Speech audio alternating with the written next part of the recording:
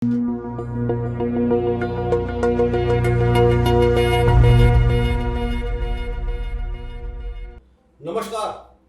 Jubilee post में आपका स्वागत है। मैं हूं उत्कर्ष सिन्हा। बीते कुछ दिनों से जब कोरोना संकट से पूरा देश जूझ रहा है, पहले कुछ दिन सब चुपचाप इस लड़ाई के अगले कदम की प्रतीक्षा कर रहे थे और आज जब तकरीबन 64-65 दिन लॉकडाउन के बीत चुके हैं, प्रधानमंत्री नरेंद्र मोदी ने जब से जनता कर्फ्यू की घोषणा की थी उसके बाद से आज 65वां दिन है जब हम सब एक अनिश्चितता के दौर में हैं। लेकिन बीते अगर 10-15 दिनों की बात करें तो सियासत बहुत तेज हो गई है। सियासत की दो धुरी इस वक्त बनी हुई है।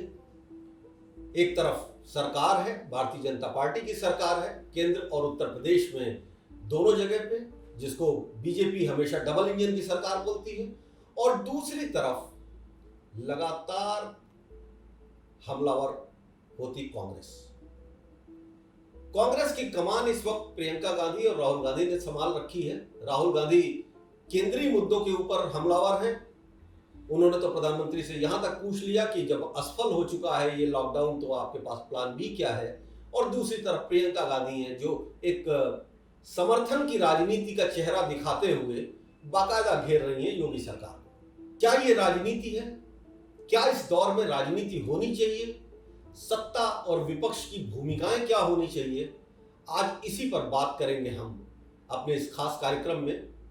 मेरे साथ हैं वरिष्ठ पत्रकार कुमार भावेश चंद्र जी और कांग्रेस के प्रवक्ता श्री सुरेंद्र राजपूत जी। राजपूत जी से हम सवाल पूछेंगे और इस सारा उनके जवाबों के बाद जो विश्लेषण होगा वो भावेश जी बताएंगे। राजपूत जी, ये दौर जबकि हर तरफ एक ऐसा माहौल है, अफरा तफरी का माहौल आप कह लीजिए, इस अफरा तफरी के माहौल में, इस अनिश्चितता के माहौल में सरकार जो काम कर रही है, चाहे वो केंद्र की सरकार हो चाहे राज्य की सरकार है, ऐसा लगता है कि आपको हर काम से उसकी दिक्कत हो रही है। आप उसके किसी काम के समर्थन में आते तो दिखाई नहीं दे रहे हैं। कभी आप उसको एक मुद्दे पर घेरते हैं, कभी दूसरे मुद्दे पर घेरते हैं। तो ये जो राजनीति की शैली है आपकी, जो अचानक आक्रामक हुई है कांग्रेस, इसकी क्या वजह है? क्या ऐसे टाइम पे आप समर्थन की राजनीति का रास्ता नहीं अपना सकते हैं? क्या विरोध करना ही राजनीति है? उत्कर्ष भाई, बड़ा अच्छा प्रश्न आपने किया और सबसे बड़ी चीज है कि आप स्पेस दे रहे हैं जवाब देने का।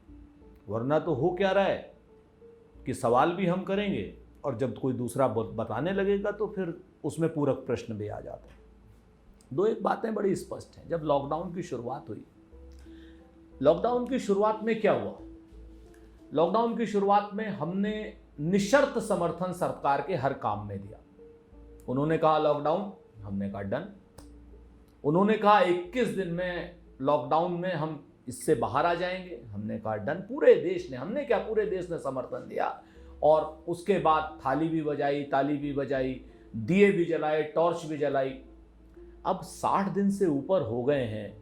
अगर हम ये पूछते हैं कि साहब इस लॉकडाउन से हमें हासिल क्या हुआ, तो क्या हम गलत राजनीति कर रहे हैं? ये सवाल पूछना गलत है। या प्रतिपक्ष का प्रधानमंत्री से सवाल पूछना गलत है कि मेरी जनता के पांव के छाले, मजदूरों के पांव के छाले पड़ रहे हैं, इस पर मरहम क्यों नहीं लगाया जा रहा है? क्या यह पूछना गलत है कि जिस वक्त आपने लॉकडाउन शुरू किया था उस ड्यूरेशन में आपने मजदूरों को घर क्यों नहीं भेजा? जब सारे कल कारखाने बंद हो गए थे उस वक्त आपने क्यों रोका? क्या यह पूछना गलत है कि 21 दिन का लॉकडाउन लोगों ने व्रत की तरीके से लिया, उपवास की तरीके से लिया, और उसके बाद फिर जो है 21 दिन के बाद अचानक से आप प्रकट होते हैं और कहते हैं 14 दिन का और लॉकडाउन है। प्रवासी मजदूरों का जब धैर्य टूटा, प्रवासी मजदूर जब अपने धैर्य से अलग हुए और उन्होंने कहा कि नहीं यार, तो हम तो भयाक्रांत हो गए, प्रधानमंत्री की भाषा पे अब हमें भरोसा नहीं रहा। जिस प्रधानमंत्री की भाषा पे सबको भरोसा था, वो कहते लगे कि नहीं हमको भरोसा नहीं रहा, अब तो हम घर जाएंगे, हम अपने घर की चौखट पर जाएंगे। उस वक्त क्या प्रधानमंत्री जी का काम नहीं था कि राष्ट्र को संबोधन की साथ साथ हमारे मजदूर भाइयों को भी संबोधित करते। हमने उसके बाद कहा कि प्रवासी मजदूरों के पास काम नहीं है, प्रवासी मजदूरों के पास पैसा नहीं है, देश का एक बहुत बड़ा वर्ग इस समय कैश क्रंच में है। हमने कहा न्याय की योजना आप लागू करिए प्रधानमंत्री जी, आप उस योजना का नाम दीनदयाल योजना रख लीजिए, नरेंद्र मोदी जी योजना रख लीजिए, कोई योजना रख लीजिए, लेकिन आपको न्याय के नाम पर आपको कोई ना कोई पैसा इन प्रवासी मजदूरों के जेब में डालना पड़ेगा, अति गरीब लोगों के डालना पड़ेगा, देश की आधी आबादी के जेब में आपको पैसा डालना पड़ेगा। क्या गलत कहा हमने? और हमने छत्तीसगढ़ में वो करके भी दिखाया। राजीव गांधी किसान न्याय योजना में 19 लाख किसानों को 5,400। ये तो ठीक बात है जी, ये तो ठीक बात है कि आपने जहां आपकी सरकार थी वहां पर आप ये कह रहे हैं। महाराष्ट्र में आप सरकार के एक बड़े पार्टनर हैं, आप महत्वपूर्ण पार्टनर है, और वहां पर आप कह देते हैं कि साहब सरकार के राहुल गांधी ने कहा कल कि सरकार के निर्णयों में तक हमारा बहुत दखल नहीं है। तो भाई अगर एक ऐसा पॉलिटिकल सिस्टम है जहां तीन पार्टियां मिलकर सरकार चला रही हैं, तो हमको तो ये उम्मीद है कि जो छोटा पार्टनर है, बड़ा पार्टनर है, इससे इतर बात तो होनी चाहिए। आप वहां पर भी दबाव डाल सकते हैं कि ऐसा करिए। मसला दबाव का नहीं है उत्कर्ष भाई, यही सबसे बड़ी बात है कि राहुल गांधी जी ने जो कहा वो मेरे ख्याल से जिसने भी पूरा सुना होगा तो उसने ताली बजाई होगी, जिसने उनका इंटरव्यू वो पूरा सुना होगा। उन्होंने इंटरव्यू में क्या कहा? उन्होंने इंटरव्यू में दो बातें कही। पहली बात उन्होंने कही कि जिस तरीके से हमारी एब्सोल्यूट गवर्नमेंट छत्तीसगढ़ में है, पंजाब में है, पांडिचेरी में है, ठीक है ना, और छत्तीसगढ़ में है, राजस्थान में है, हमारी गवर्नमेंट यहाँ है, तो यहाँ पर हम एब्सोल्युटली हमारी सरकार है, हम यहाँ के नीति नियंता हैं, हमारे मुख्यमंत्री हैं। महाराष्ट्र में हम कोएलिशन पार्टनर हैं। महाराष्ट्र में सरकार की नीतियों में हमारी दखल है, लेकिन सरकार सिर्फ हमारी नहीं है, एक बात कही। और दूसरी बात उसी के कंटिन्यूएशन में उन्होंने कही, उन्होंने कहा महाराष्ट्र देश की, बंबई देश की आर्थिक राजधानी है और देश की आर्थिक राजधानी को सबसे ज्यादा केंद्र का सहयोग मिलना चाहिए। महाराष्ट्र की सरकार बहुत अच्छा काम कर रही है, उसको बहुत संघर्ष करना पड़ रहा है, आर्थिक संसाधन सीमित है, केंद्र की सरकार को सबसे ज्यादा महाराष्ट्र की सरकार को मदद करनी चाहिए। ये उनका राहुल गांधी जी का पूरा वक्तव्य था। ये बताइए कि क्या ऐसा कहीं लग रहा है कि ये जो इस अफरा तफरी का जो दौर है, इसमें कांग्रेस को एक स्पेस मिल गया है, जहां पर वो काफी दिनों से ये संघर्ष तो चल रहा है। पिछले 6 सालों से कांग्रेस कोशिश कर रही थी एक अपनी बड़ी भूमिका बनाने की विपक्ष की राजनीति में, और कुछ राज्यों के चुनाव जीते भी उसने। लेकिन ये जो स्पेस मिला है, इसको कांग्रेस भजाने की कोई मौका छोड़ना नहीं चाहती है। और इस राजनीति का जो पूरा जो स्वरूप सामने आ रहा है, उसको आप किस तरह से देखते हैं? क्या ये एक स्ट्रॉन्ग अपोजिशन वाली पॉलिटिक्स है या ये एक अपॉर्चुनिटी पॉलिटिक्स है? देखिए, कांग्रेस के लिए जिस तरह की भूमिका होनी चाहिए थी, मैं तो ये मानता हूँ कि चूँकि ये जो सिचुएशन आई लॉकडाउन की और कोरोना की वजह से पूरे देश में लॉकडाउन में जाना पड़ा, तो ऐसी इमरजेंसी सिचुएशन में सरकार को कैबिनेट की बैठक बुलानी चाहिए थी, कैबिनेट से चर्चा करनी चाहिए थी और सभी विपक्षी दलों से बात करनी चाहिए थी, और तब विपक्ष की भी भूमिका बनती, और उसके बाद कांग्रेस को स्वतः स्फूर्त इस पूरी प्रक्रिया में सरकार को शामिल करना चाहिए था खुद से। और अगर चूंकि देखा यह गया कि सरकार ने एक तरफा कार्रवाई की, और मुझे नहीं लगता है कि प्रधानमंत्री ने देश में लॉकडाउन का फैसला लेने से पहले मंत्रिमंडल से भी कोई मशविरा किया, ऐसी कोई जानकारी नहीं है। अगर जानकारी मीडिया तक तो नहीं आई कम से कम, तो पार्टी ने जो पार्टी सत्ता में है उसने एक तरफा, और वो पार्टी ने नहीं, एक व्यक्ति ने एक फैसला लिया और देश उसको स्वीकृति दी। कांग्रेस के नेता कह रहे हैं, सुरेंद्र जी कह रहे हैं कि वो लॉकडाउन के साथ हैं, लेकिन लगातार चूंकि आप विपक्ष के नेता हैं, विपक्ष में हैं, और उनकी भी भूमिका बनती है, उनकी भी चिंता बनती है। उन्होंने उस चिंता से जो अपने प्रदेशों में जहां उनकी सरकार थी, अभी चर्चा आई कि राजस्थान में और जहां जहां उनकी सरकारें थी, उन्होंने उस हिसाब से वहां पे एक्शन लिया। पंजाब में एक्शन दिखाई दिया, राजस्थान में एक्शन दिखाई दिया, महाराष्ट्र में जरूर चूंकि एक मिलीजुली सरकार है, वहाँ कांग्रेस को चूंकि एक नेशनल लीडरशिप है, उसके पास उसका एक वहाँ पे फेस है, और मुझे लगता है कांग्रेस को वहाँ और इससे ज़्यादा सख्ती के साथ एक्शन लेना चाहिए था। ये जानकारी आनी चाहिए थी कि कांग्रेस वहां पर ऐसा करने के लिए दबाव बना रही है। कांग्रेस अगर वहां बैकफुट पे है तो मैं मानता हूं कि वहां उसकी राजनीति सही दिशा में नहीं है। तो महाराष्ट्र को लेकर चूंकि समस्या अगर देखा जाए तो पूरे इस परिवेश में सबसे ज़्यादा गंभीर अगर प्रभावित है तो महाराष्ट्र प्रभावित है। महाराष्ट्र में सबसे ज़्यादा चिंताजनक स्थिति है और देश की आर्थिक राजधानी होने के नाते हम आज चिंता कर रहे हैं कि अर्थव्यवस्था हमारी खतरे में है, अर्थव्यवस्था हमारा जो है वो बिल्कुल फिसलती हुई जा रही है और हम कहाँ पहुँचेंगे इसके बारे में बिल्कुल अनुमान नहीं है और शास्त्री भी सही नहीं बता पा रहे हैं या अलग अलग अर्थशास्त्री अलग अलग बातें कर रहे हैं। तो हमारे देश की आर्थिक राजधानी मुंबई में इतनी बड़ी समस्या है और उस प्रदेश में इतनी बड़ी समस्या है तो निश्चित रूप से कांग्रेस को वहाँ पे एक बड़ा स्टैंड लेना चाहिए था। कांग्रेस ने स्टैंड लिया कहाँ? उत्तर प्रदेश में, जहाँ उत्तर प्रदेश में उसके लिए राजनीतिक एक पहचान का भी संकट है। जो उत्तर प्रदेश में कांग्रेस ने फ्रंट फुट पे आके जो काम किया और बसों का एक सहयोग के बहाने कह सकते हैं इसको ये भी शायद इसके पीछे राजनीति हो। अब लंबी बहस हो सकती है कि राजनीति है कि नहीं है, सिर्फ कांग्रेस ने राजनीति की या सिर्फ प्रदेश सरकार की ओर से राजनीति हुई, भाजपा सरकार की ओर से राजनीति हुई, लेकिन कांग्रेस ने निश्चित रूप से एक स्टैंड लिया कि हाँ सरकार को हमारी ओर से ये मदद है और मैं इस तरह से यहाँ के जो प्रवासी जो आ रहे हैं और उनको जो संकट हो रहा है, उनको जो दिक्कतें हो रही हैं, उसमें कांग्रेस ने अपनी एक भूमिका बनाने की कोशिश की और उसके बाद राजनीति हुई। तो मुझे नहीं लगता है कि कांग्रेस ने कोई गलत कदम उठाया या ऐसे मौके पे जब उसको इग्नोर किया जा रहा था और पूरे विपक्ष को इग्नोर किया जा रहा था तो कांग्रेस ने आगे आके फ्रंट फुट पे एक भूमिका बनाने की कोशिश की है। मैं इसको इसी रूप में लेता हूँ।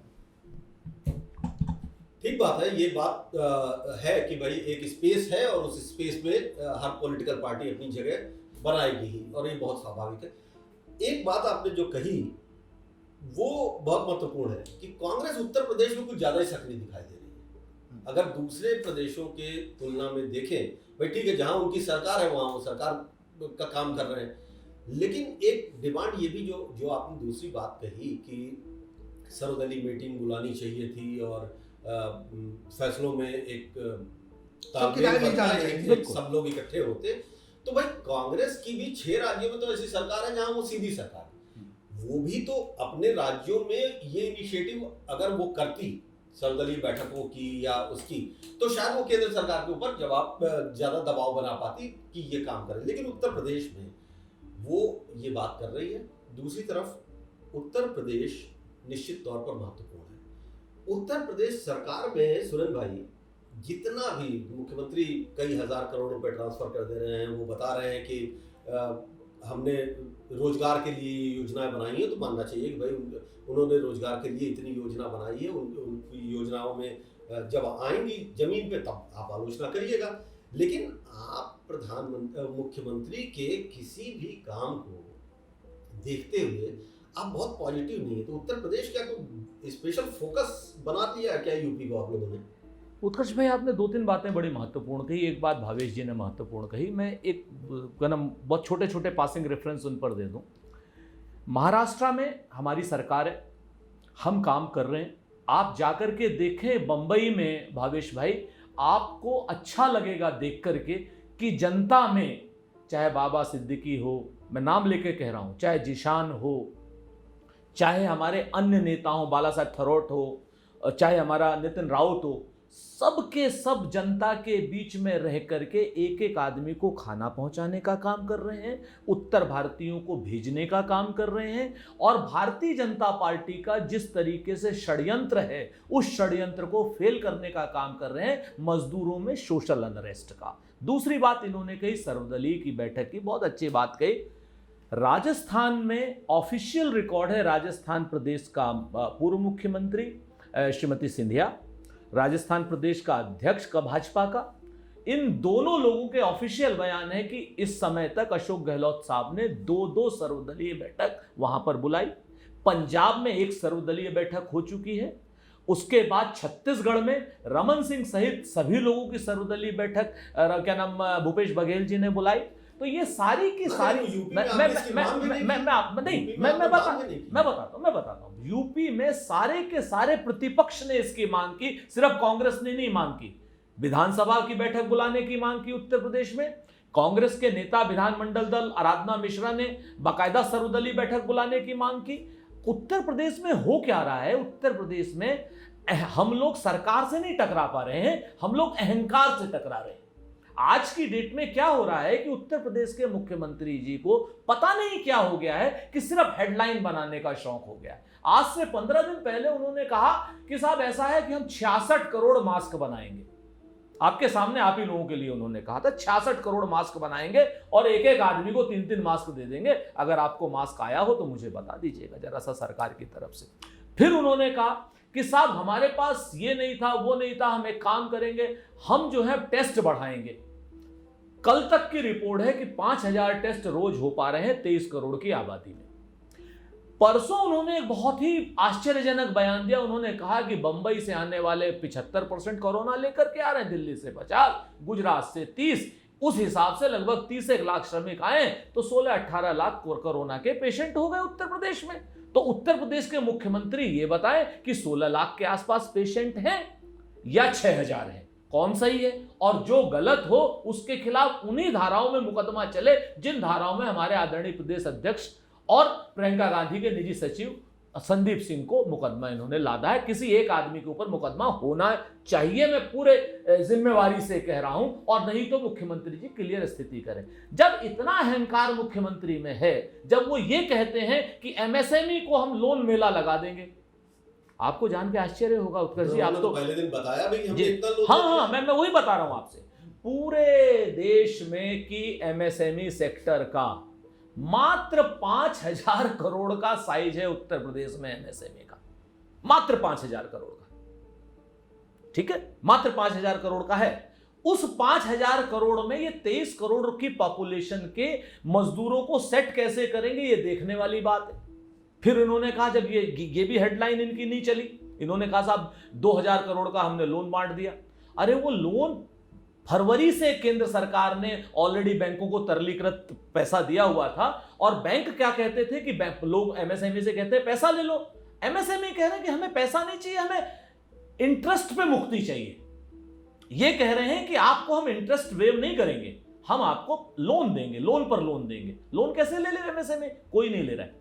तो आप इस चीज को समझिए। फिर कहने लगे कि साहब 1 डिस्ट्रिक्ट 1 प्रोडक्ट, जिस पे राहुल गांधी जी का मखौल उड़ाया था इन्होंने कि मेड इन जौनपुर की हंडिया होगी, तो उन्होंने कहा अब उसी 1 डिस्ट्रिक्ट 1 प्रोडक्ट पे आ रहे हैं लोग। अगर आप ध्यान से देखेंगे, इतनी स्किल्ड लेबर को लगभग आज की डेट में 30 लाख से ज्यादा तो अभी आ गई है, 1 करोड़ के आसपास अभी लेबर आएगी। 23 करोड़ की हमारी आबादी, 42% की दर बेरोजगारी की, कहां से आप दे देंगे? उसके बाद मुख्यमंत्री जी एक असंवैधानिक बयान देते हैं, जिसका उल्लेख करना इसमें बहुत उचित वो है।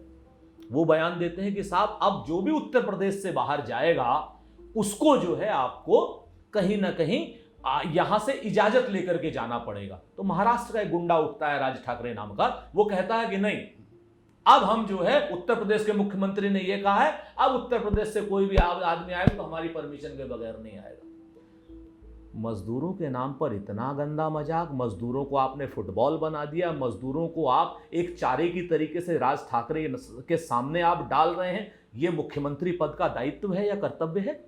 इस तरीके की भाषा जिस मुख्यमंत्री की हो, उससे आप क्या उम्मीद कर सकते हैं सर्वदलीय बैठक का? बाबा जी एक बात बताइए, ये जो बात एक बार बार आ रही है और ये बात है भी कहीं सामने भी है, ये डेटा जो सरकार लेके आ रही है, इसको लेके बहुत क्वेश्चंस हो जा रहे हैं। राजपूत जी तो मान लीजिए कांग्रेस के प्रवक्ता हैं, तो उन्होंने कुछ डेटा बता दिए जो उनको सूट कर रहे हैं, लेकिन वाकई डेटा का जो एक पूरा हिसाब किताब है ना, जो रोज प्रेस कॉन्फ्रेंस में बताया जाता है, वो कहीं से बहुत एडजस्ट नहीं हो रहे हैं। तो ये डेटा पे क्यों फंस जा रही है सरकार? कोरोना पीड़ितों की डेटा की बात कर रहे हैं या मजदूर? मैं उसकी बात नहीं कर रहा हूँ, मैं एक कंप्लीट डेटा प्रेजेंटेशन की बात कर रहा हूँ, जो कभी लोन के उसमें आता है, कभी जो है वो पेशेंट के लिए आता है, कभी वो रोजगार के लिए आता है, और ऑफिसर्स जो हैं वो बहुत डोमिनेट कर रहे हैं। ऐसा लग रहा है कि उत्तर प्रदेश में एक टीम 11 जो बनी हुई है वो काफी डोमिनेट कर रही है, वो पॉलिटिकल सिस्टम को डोमिनेट कर चुकी है।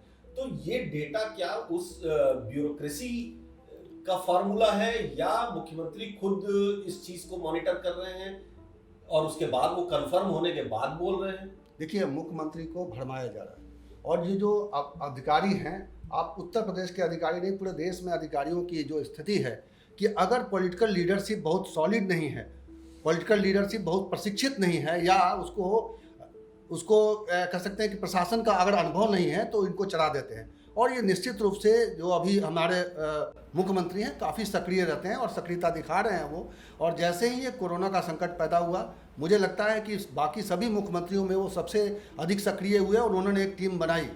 उन्होंने अपने मंत्रिमंडल के सहयोगों पर भरोसा नहीं किया, उन्होंने अधिकारियों की टीम बनाई, टीम 11 बना दिया। लेकिन ये अधिकारी उनको भ्रम के जाल में डाल रहे हैं और भ्रमित कर रहे हैं। और ये जो डेटा है ना, इस डेटा में बहुत ही गफलत है। और इस डेटा को, हाँ, जिस डेटा की बात की जा रही है, और वो बहुत अच्छा काम है, पता नहीं वो अधिकारियों की ओर से सलाह आया या मुख्यमंत्री का अपना विजन था। जो प्रवासी आ रहे हैं वो पहली बार जो सरकारी माध्यमों से आ रहे हैं, जो सरकारी तंत्र के जरिए आ रहे हैं, यानी बसों से आ रहे हैं, ट्रेनों के जरिए जो पहुंच रहे हैं, और जो प्रॉपर जो है 14 दिनों की या जो भी प्रोटोकॉल है क्वारंटाइन का, उसके तहत जो आ रहे हैं, उनके बारे में जो डेटाबेस तैयार किया है, वो एक बड़ा काम है जिसकी आलोचना आज कर रहे हैं कांग्रेस के नेता सुरेंद्र जी कि मजदूरों को वो बंधक बनाना चाहते हैं। लेकिन मुझे लगता है अगर मुख्यमंत्री इस डेटा के साथ अगर सॉलिड काम करेंगे कि हमारे पास इस तरह के लोग हैं, किस तरह की जानकारी रखने वाले कितने लोग हैं, और उसको लेकर अगर रोजगार यहाँ जनरेट करने की बात करेंगे, तो आपको एक सीधी सी बात बताता हूँ कि अपने प्रदेश में उद्योग जो नहीं आ पा रहे हैं, उत्तर प्रदेश की बात अगर करें कि यहाँ उद्योगों का अगर कोई बहुत बड़ा अट्रैक्शन नहीं है, तो उसमें एक सस्ता, जो सभी उद्योगों का एक सबसे बड़ी जरूरत तो सबकी जरूरत होती है कि सस्ता लेबर उनको मिले। भावेश जी, तो मेरा प्रश्न ये नहीं था। दिल्ली या लुधियाना में उद्योग पनप रहे हैं, बढ़ रहे हैं, तो वहाँ सस्ता लेबर की वजह से, और वो सस्ता लेबर कहाँ का है, महाराष्ट्र में कहाँ से आ रहा है सस्ता लेबर? उत्तर प्रदेश से आ रहा है। तो अगर उत्तर प्रदेश ही सस्ता लेबर मुहैया करा सके और ये उद्योगों में ये भरोसा बना सके कि उनका निवेश सुरक्षित है, यहाँ राजनीति अगर नहीं हो, हिंदू मुसलमान नहीं हो प्रदेश में, तो निश्चित रूप से प्रदेश में एक औद्योगिक माहौल बन सकता है। उस दिशा में अगर मुख्यमंत्री सचमुच अंदर से कोई उनकी क्षमता है, कोई विजन है, या अधिकारी उनका साथ देने के लिए तैयार हैं, तो मुझे लगता है उस दिशा में आगे बढ़ सकते हैं। एक डेटा, बहुत महत्वपूर्ण डेटा उनके हाथ लगा है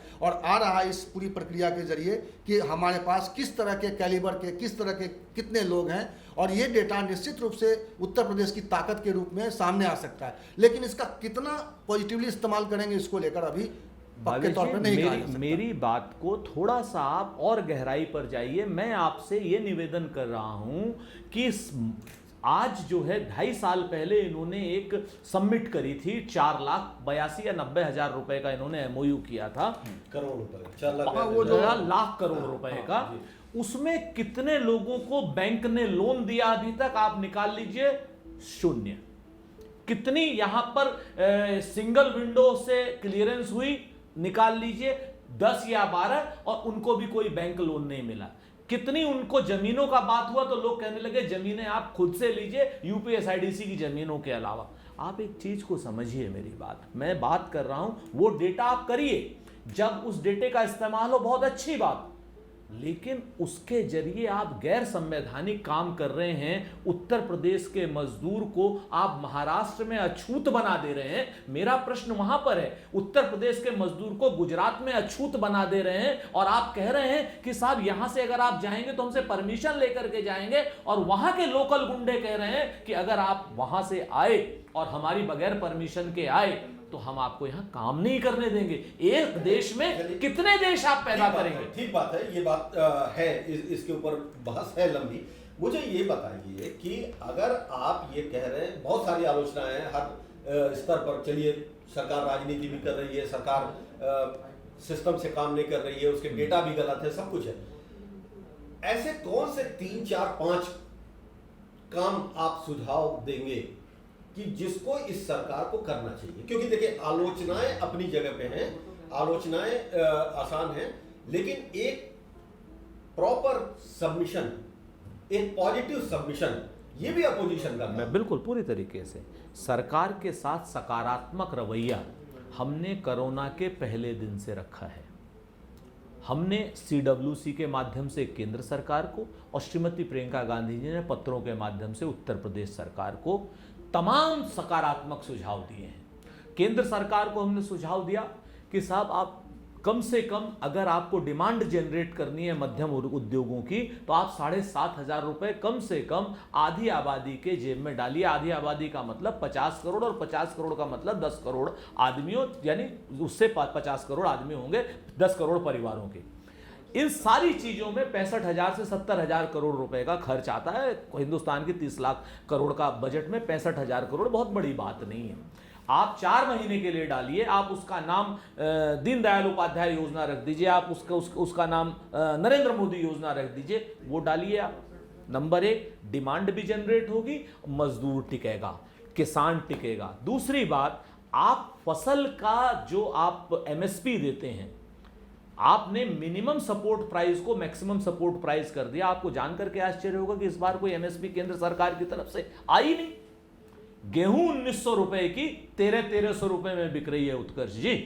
तीसरी बात जो हमने इनसे कही थी कि साहब आप केंद्र सरकार को डिसेंट्रलाइज कीजिए नीचे से, यानी जो DM है वो कोरोना का फ्रंटमैन बने, न कि मुख्यमंत्री या प्रधानमंत्री। पहले 2 केसेस में सुपरमैन बने आदरणीय प्रधानमंत्री नरेंद्र मोदी जी। उसके बाद जब उनको लगा कि प्रवासी मजदूर पूरी तरीके से इधर से चले गए उधर से चले गए तो उन्होंने बैक सीट ले ली, उन्होंने मुख्यमंत्रियों को बना दिया। सफलता प्रधानमंत्री जी की ताली, क्या नाम, प्रधानमंत्री जी की गाली खाए DM। आप इस चीज को अगर आप ध्यान से देखेंगे तो कहीं ना कहीं आपको सत्ता का विकेंद्रीकरण करना होगा। सलाह नंबर 2 ये है।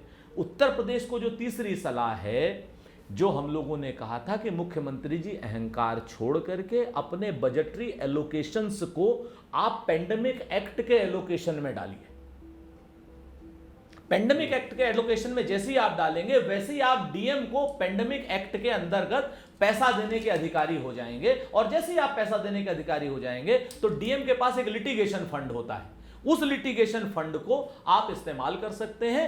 तो रेस्टोरेंट के मजदूर, वेटर्स, काम करने वाले या इस तरीके के छोटे काम करने वालों को तनख्वाहें DM सीधे सीधे दे सकता है। मुख्यमंत्री बिल्कुल पूरी तरीके से किसी भी सुझाव पर अमल नहीं कर रहे हैं। उनकी जो टीम 11 अभी भावेश जी ने कही, एक जनप्रतिनिधि नहीं है उसमें, एक भी जनप्रतिनिधि नहीं है। सारे एक भारतीय जनता पार्टी का कार्यकर्ता नहीं, विपक्ष की तो बात आप छोड़ दीजिए, एक सर्वदलीय बैठक नहीं हुई है। अगर विधानसभा की बैठक आप आहूत कर लेते हैं और इस पैसे को आप ट्रांसफर करते हैं विधानसभा के बजटरी एलोकेशन से पेंडेमिक एक्ट के एलोकेशन में, तो आपको लड़ने में आसानी रहेगी। लेकिन मुख्यमंत्री तो सुनने के लिए तैयार। हमने 1,000 बसें देने का सुझाव दिया कि साहब हमसे जहां चाहिए ले लीजिए, भारतीय जनता पार्टी के झंडे लगा लीजिए। क्या रहा? आपके सामने है। तो हम तो सकारात्मक सुझाव देने के लिए बिल्कुल तैयार, लेकिन लें तो, एक बार बुलाएं तो। कोरोना के वक्त में जो एक बात हमेशा कही जा रही है कि ऐसे समय पे, आपदा काल पे राजनीति नहीं होनी चाहिए, लेकिन इसके साथ ये भी सही बात है कि एक लोकतांत्रिक देश में राजनीति ही वो चीज होती है जो अगर सही दिशा में चले तो देश के मुस्तकबिल के लिए बेहतर होती है। कांग्रेस के पास अपने पक्ष है, सरकार के पास अपने पक्ष है। सरकार ये कह रही है कि कांग्रेस की राजनीति बिल्कुल गलत दिशा में, और कांग्रेस का ये मानना है कि सरकार को सकारात्मक राजनीति हम तो कर रहे हैं, लेकिन सरकार हमको उतना उस तरह से एकोमोडेट नहीं कर रही है, हमारी बातों को सुन नहीं रही है। सत्ता है, विपक्ष है, लेकिन इन सब के बीच में जनता है। इसी जनता ने सरकार बनाने का मैंडेट भी दिया है और इसी जनता ने विपक्ष में आपको रखा भी है। क्या सोचेगी जनता, क्या सोच रही है जनता, इसका अंदाजा तो चुनाव के बाद लगेगा। लेकिन हाँ, एक बात जरूर है कि कोई भी राजनीतिक दल उसको इस वक्त इस अहंकार को छोड़कर कि सरकार उसकी है, चाहे उत्तर प्रदेश में भाजपा हो और चाहे दूसरे प्रदेशों में दूसरे दलों की, 6 प्रदेशों में कांग्रेस की, एक समानांतर एक समिति इस तरह से बने जहां रोज इंटरैक्शन हो, बयानबाजियों की जरूरत कम पड़े, एक प्लेटफॉर्म के ऊपर बात हो, एक बढ़िया ठोस नीति बने, क्योंकि अंततः ये 135 करोड़ की जनता ही होगी जो इन राजनीतिक दलों की ऊर्जा का भी संचार करने की वजह बनती है। आज इस बहस में इतना ही। हम फिर मिलेंगे इसी बहस को, कोरोना काल की राजनीति को की ऊपर इस बहस को बढ़ाएंगे दूसरे दलों के प्रतिनिधियों के साथ, दूसरे दलों के प्रवक्ता के साथ, और फिर समझने की कोशिश करेंगे कि आखिर कोरोना से लड़ने में हमारे राजनीतिक दल कहाँ खड़े हैं, किस सोच के साथ खड़े हैं। तब तक जुड़े रहिए जुबली पोस्ट से। हमारे YouTube चैनल को लाइक कीजिए, सब्सक्राइब कीजिए और नोटिफिकेशन का बेल आइकन दबा दीजिए।